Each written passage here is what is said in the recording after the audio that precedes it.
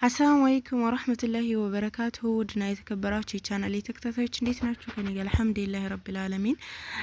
ዛሬ የምነግራችሁ ነገር በጣም አሳሳቢ ነገር ነው። የዚህ አይነት ችግር የሚያጋጥማችሁ እህቶቼ በደንብ አዳምጡኝ። ስትተኙ በቃ የሆነ ነገር የተጫናችሁ የሚመስላችሁ እንቅ ያደረጋችሁ ልትጮሁ ብትሉ አትጮሁም፣ ልትንቀሳቀሱ ብትሉ አትንቀሳቀሱም፣ ልትነሱ ብትሉ አትነሱም እና የሆነ ተራራ ድንጋይ የሚያክል ነገር ከላይታችሁ ላይ ልክ ተጭኖ አልነሳ እንዳላችሁ ስሜት የሚሰማችሁ ከሆነ ለመናገር እንኳን አፋችሁ የሚያያዝ ማለት ነው። እንደዛ አይምሯችሁ ግን ነቅቷል፣ ግን ሰውነታችሁ በቃ ልክ እንደ ፓራላይዝ ይሆናል እና እንደዛ የሚያጋጥማችሁ እህቶቼ ይህን ቪዲዮ በደንብ አዳምጡኝ ማለት ነው። መፍትሄውን እነግራችኋለሁኝ፣ ችግሩን እነግራችኋለሁኝ። በባለፈው አንዲት እህቴ እንደዚህ ስለዚህ ጉዳይ ብታነሽና እንትን ብትይ ብላኝ ነበርና በዛው ረስቼው ቆየሁኝና አሁን ላይ ደግሞ አንዲት እህታችን እንደዚህ አይነት ችግር በተደጋጋሚ ያጋጠመኝ ነው ስትለይ በዛው አስታውሺ ነው እንደገና ስለዚህ ጉዳይ ላወራ የመጣሁት ማለት ነው። በጣም ይጠቅማችኋል። በተለይ አረብ ቤት የምትሰሩ እህቶቼ የምላችሁን ነገር ማድረግ አለባችሁ። ሌላም በጣም ብዙ ማስጠናቀቃችሁ ጉዳዮች አሉና በደንብ አዳምጡ። ቪዲዮውን ላይክ፣ ሼር፣ ሰብስክራይብ እያደረጋችሁ በመጀመሪያ ልተኙ ስትሉ ወይ ደግሞ ጧት ስትነሱ የሚያጋጥማችሁ ልክ እንደ ሸለል ነገር ማለት ነው፣ እንደ ፓራላይዝ ነገር የሚያጋጥማችሁ ከሆነ ይሄ በሳይንሱም አይምሯችን ነቅቶ ሰውነታችን ደግሞ ያንን የነቃውን ምላሽ ሳይሰጠው ለሰውነታችን ሳይነግረው ሲቀር ሰውነታችን አይነቃም እና ሰውነታችን ሳይነቃ አይምሯችን ግን ንቁ ሆኖ የሚያጋጥመን ችግር ነው በማለት ነው ሳይንሱ እንትንም የሚነግረን ማለት ነው። እና ካገኘኋቸው ኤክስፒሪየንሶች ነው የምነግራችሁ ካነበብኳቸው ማለት ነው። ሌላው ደግሞ እንደ ሸሪዓ ይሄ ጃሱም የሚባል ጅን ጃሱም ወይም ጀሱም እንደዚህ ማለት ያኔ ሰውነታችንን በቃ እንቅ አድርጎ አጥብቆ ስለሚይዘን ነው እና ይሄ ጅን ነው።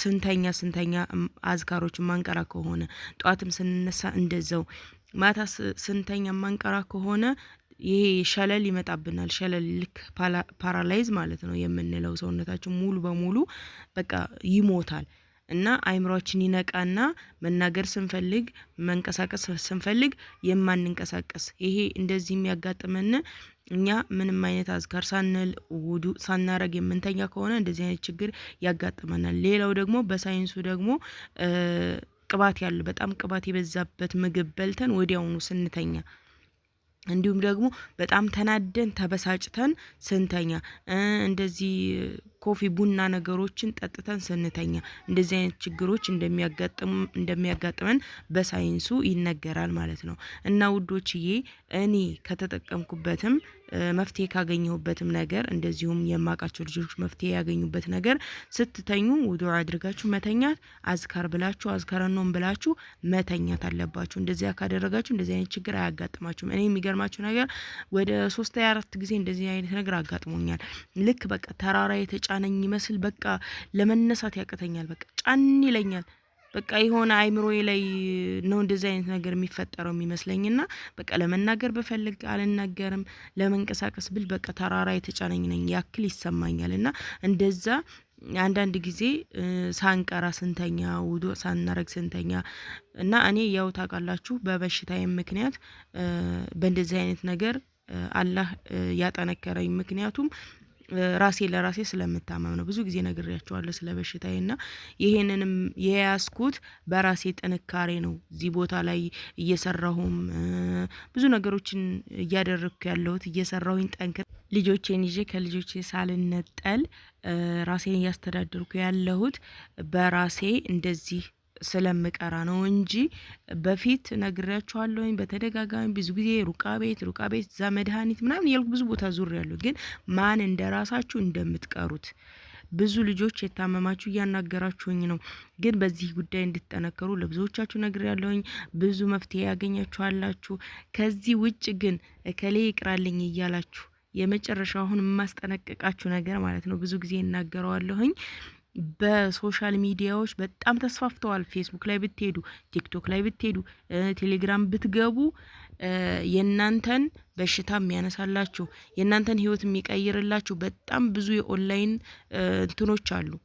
እና ሀታ ሙስሊሞች አሁን ላይ እየመጡ ነው። እስከዛሬ ቴሌግራማችሁ ላይ ብዙ ጊዜ አይመጣም እንደ ምንድነው መርጌታ ምናምን መርጌታ መላኩ ምናምን እያለ ብዙ ጊዜ እኔ ማን እንደሚያስገባቸው አታውቁም።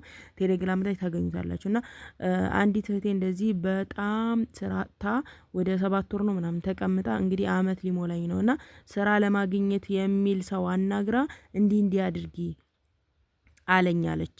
እና ይሄ ደግሞ እንደመተብተብ አለ አይደለ? ልክ ያንን ነገር ሊተበትብ ስራ እንድታገኝ ምናምን ለዛ ነው። እና መጀመሪያ ላይ ወደ ስንት አለች? በኢትዮጵያ 3000 ብር ክፈይ አለኝ አለች። የመጀመሪያ ክፍያ ማለት ነው። ቀጣዩን ክፍያ ትቀጥላለች።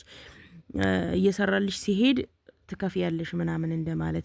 እንደዚህ አይነት የምታደርጉ እህቶች ማለት ነው መጀመሪያ ሰውየው እንደዚህ እያጭበረበረ ሙስሊም ይሁን ክርስቲያን ሁሉም በቃ በማጭበርበር ስራ የተሰማሩ ብዙ ዱርዬዎች አሉ፣ ለመብላት ማለት ነው።